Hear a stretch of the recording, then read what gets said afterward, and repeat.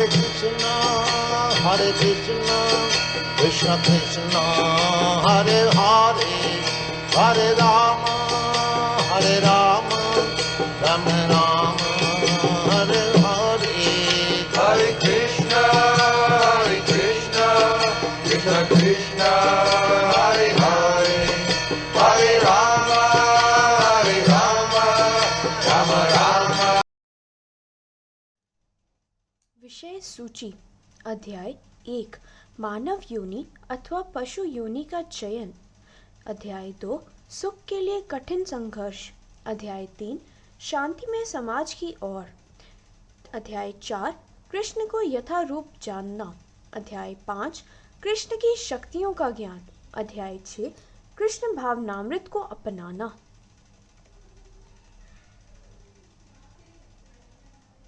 अध्याय 1 मानव योनि अथवा पशु योनि का चयन। ओम अज्ञानतिमिरान्धस्य ज्ञानाञ्जनं शलाकया चक्षुरुन्मीलितं येन श्रीगुरुवे नमः।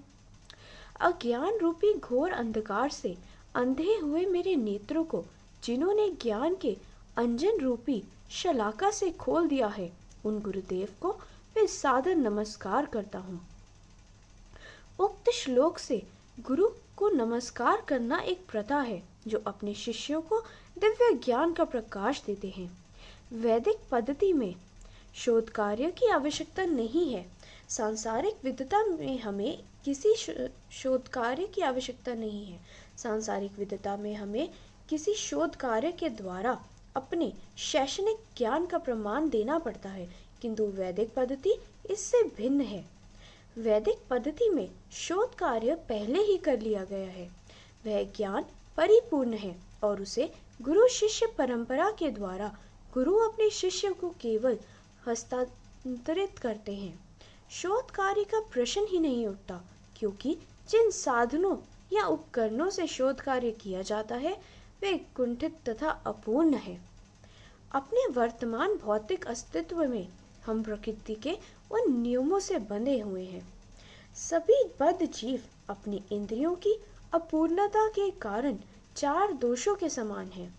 एक दोष तो यह है कि बद्ध जीव निश्चय ही त्रुटियों करता है। ऐसा कोई मनुष्य नहीं है जो त्रुटियां ना करता हो। उदाहरण के लिए भारत में महात्मा गांधी को एक महान व्यक्तित्व माना जाता था, किंतु उन्होंने भी त्रुटियां की हैं। जिस सभा में वे मारे गए उसे जाने से 5 मिनट पूर्व उनके विश्वास साथियों ने उन्हें वहां जाने से मना किया था, किंतु वे हठ पर पकड़ गए। बद्ध दशा में त्रुटियां करना बड़ा स्वाभाविक है। इसलिए अंग्रेजी में ये प्रसिद्ध कहावत चल पड़ी है, त्रुटियां करना मनुष्य के लिए स्वाभाविक है। बद्ध जीव की दूसरी अपूर्णता है कि वह निश्चित रूप से भ्रमित हो जाता है। भ्रमित होने का तात्पर्य है उस पदार्थ की सत्ता को मान लेना जो है ही नहीं, अर्थात किसी छाया चित्र को वास्तविक मान लेना। हम में से प्रत्येक की धारणा की है कि हम ये शरीर हैं, किंतु वस्तुतः हम शरीर नहीं हैं। शरीर को स्वयं मान लेना ही माया है। तीसरी अपूर्णता है कि बद्ध जीव में ठगने की प्रवृत्ति होती है।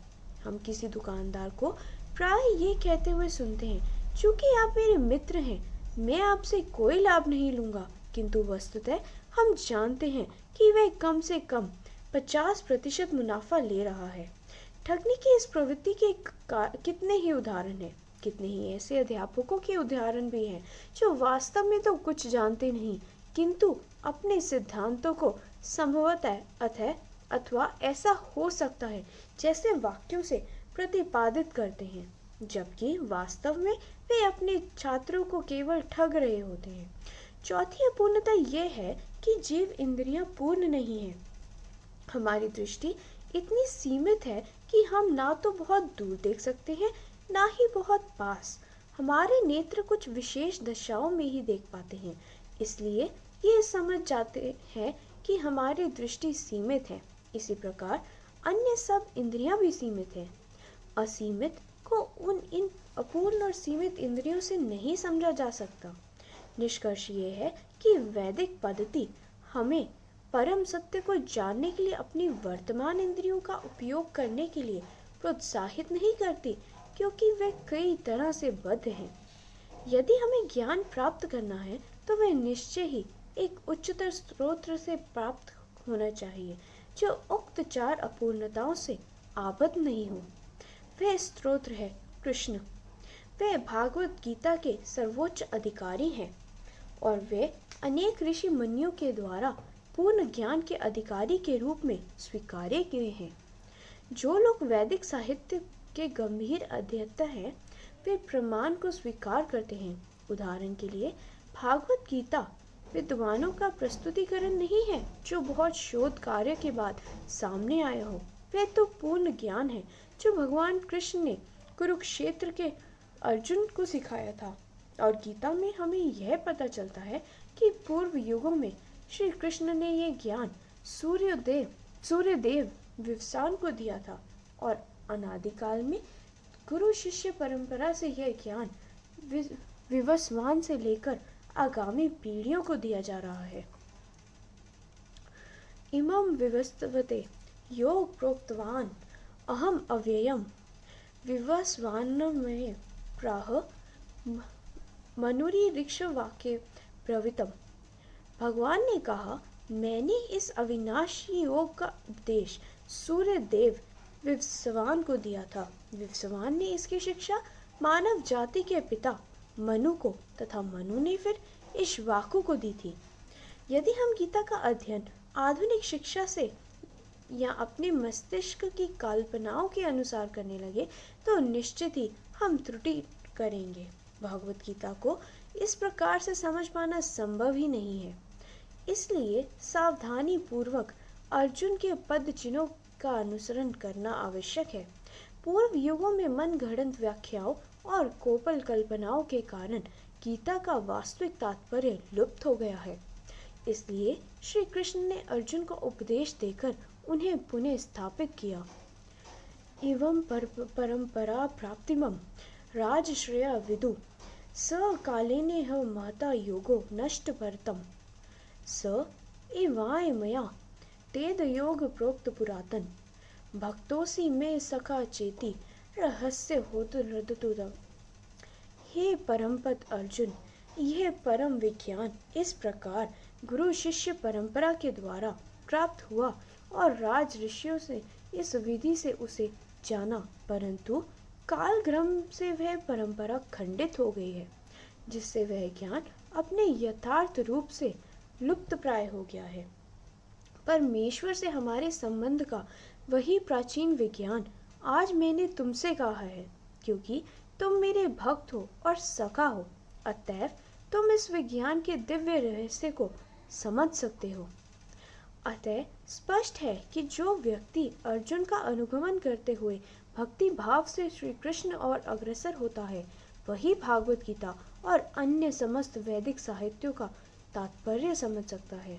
वेद 4 हैं, सामवेद, ऋग्वेद, यजुर्वेद और अथर्ववेद। उपनिषद 108 हैं, जैसे ईशो उपनिषद, कठोर उपनिषद, तैत्तिरीय उपनिषद इत्यादि।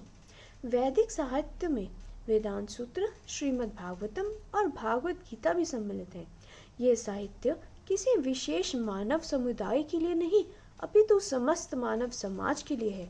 संपूर्ण मानव समाज इस मानव जीवन को परिपूर्ण बनाने के लिए वैदिक ज्ञान का लाभ उठा सकता है।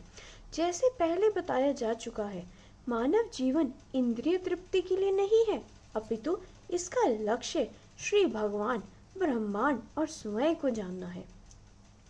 वैदिक साहित्य से हम समझ सकते हैं कि ये भौतिक जगत भगवान की संपूर्ण सृष्टि का एक अंशत अभिव्यक्ति मात्र है।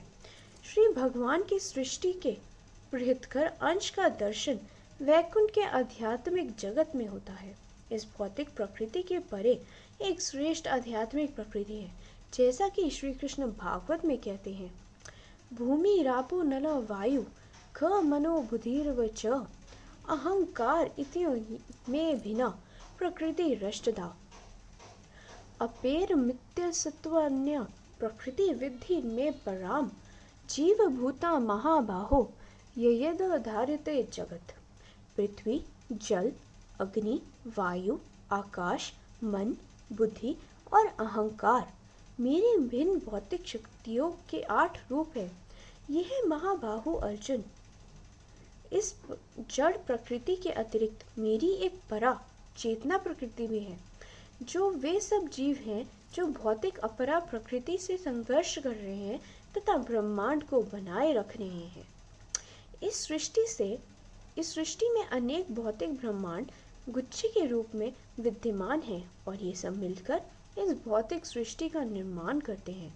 इन सब अनगिनत भौतिक ब्रह्मांडों के गुच्छे के परे दिव्य धाम है, जिसका उल्लेख भागवत गीता में भी है। न तब्धय सते सूर्य न शशाडक न पावक यद्रत्वा न निर्वर्तन्ते तद्धाम परमं मम। मेरा वे परम धाम न सूर्य, न चंद्रमा और न अग्नि के द्वारा प्रकाशित होता है। जो मेरे उस परम धाम को प्राप्त कर लेता है वह पुनः इस भौतिक जगत में नहीं लौटता। वह परा प्रकृति जो इस भौतिक प्रकृति के परे है, शाश्वत है। इसके प्रारंभ होने का कोई इतिहास नहीं है, न इसका आदि है न अंत है। परस्तमातु भावुन्य व्यक्तो वक्ता सनातन यह स सर्वशु भूतेषु नश्यतसु न विशन्यते। अवक्तोक्षर इत्युक्तमाहु परमा गतिम यह प्राप्त न निर्वर्तन्ते तद्धाम परमं मम। इस व्यक्त अव्यक्त होने वाली जड़ प्रकृति से परे एक अन्य सनातन प्रकृति भी है। ये सर्वोपरि तथा अविनाशी है। इस जगत के नष्ट हो जाने पर भी ये उसी तरह बनी हुई रहती है। उस परम धाम को अव्यक्त और अक्षर कहते हैं और वही परम गंतव्य है। वहां जाने वाला उधर से फिर कभी वापस नहीं लौटता। वही मेरा परम धाम है। वैदिक धर्म या वर्णाश्रम धर्म को भी सनातन कहा जाता है, क्योंकि कोई इसके आरंभ का पता नहीं लगा सकता। ईसाई धर्म का इतिहास 2000 वर्ष का है और मुस्लिम धर्म का इतिहास 13,000 वर्ष का है। किंतु यदि हम वैदिक धर्म के आरंभ की खोज करने का प्रयत्न करें तो इसके आरंभ का पता नहीं लग सकेगा।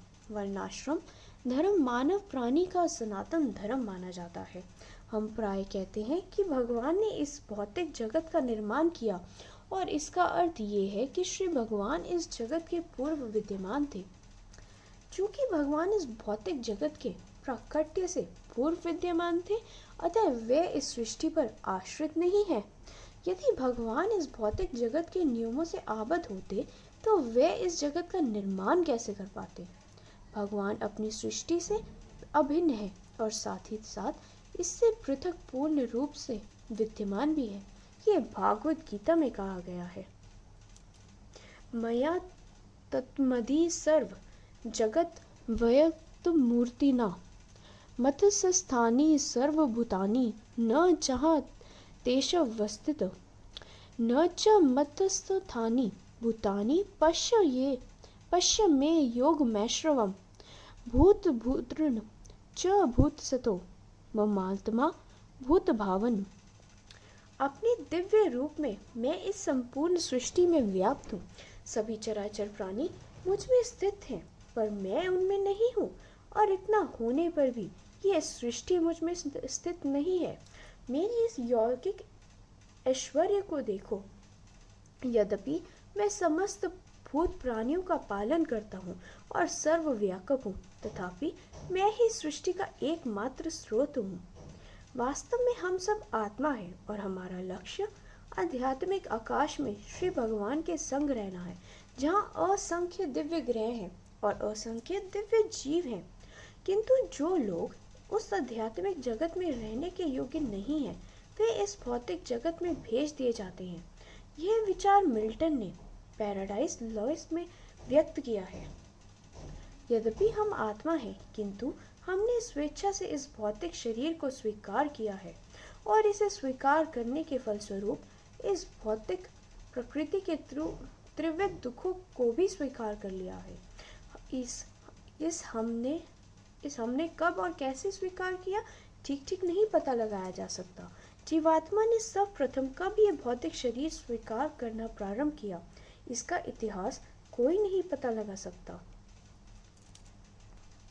वर्तमान युग में डार्विन द्वारा स्थापित जैविक पदार्थों के विकास के सिद्धांत की उच्च शिक्षा संस्थाओं में बड़ी मान्यता है, किंतु पद्म पुराण तथा अन्य प्रामाणिक शास्त्रों में जीवात्माओं के एक शरीर से दूसरे शरीर में आध्यात्मिक विकास करने की चर्चा मिलती है। इस पुराण से हमें जानकारी मिलती है कि जीवों को 84 लाख योनियां हैं, जिनमें से 9 लाख जीवधारी जल में रहने वाले हैं। केवल वृक्ष और वनस्पतियों में ही 20 लाख योनियां हैं। वर्तमान काल में प्रत्येक व्यक्ति डार्विन के सिद्धांत पर बल दे रहा है, किंतु वैदिक साहित्य में विभिन्न योनियों के विषय में अपरिमित ज्ञान भरा पड़ा है। डार्विन का विचार है कि योनियां जीवन के निम्न कोटि के रूपों में विकसित हो रही हैं, किंतु ये पूर्ण सत्य नहीं है। आत्मा निम्न कोटि के रूपों से उच्च कोटि के रूपों में विकास कर सकती है, किंतु सृष्टि के आरंभ में सभी योनियों की रचना श्री कृष्ण ने की थी, जिसका भागवत गीता में उल्लेख है।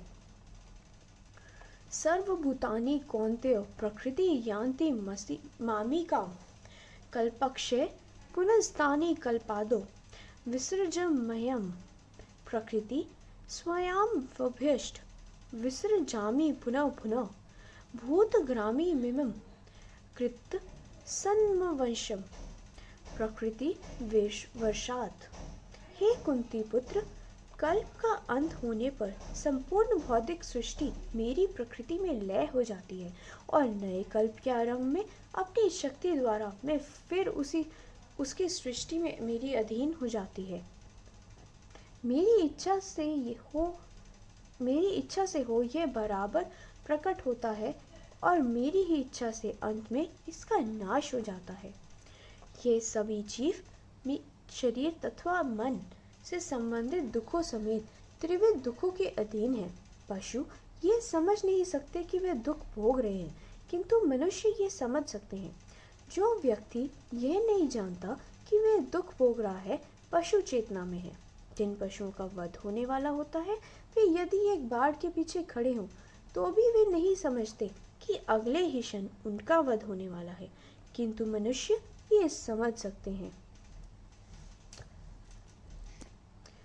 मनुष्य जीवन में हमें इस बात का ज्ञान होना चाहिए कि हम जन्म, मृत्यु, वृद्धावस्था और रोग का दुख भोग रहे हैं।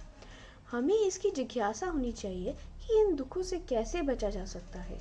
हम तभी से दुख भोग रहे हैं जब एक शिशु के रूप में 9 मास के लिए माता के गर्भ में दृढ़ता से जकड़े हुए पड़े थे।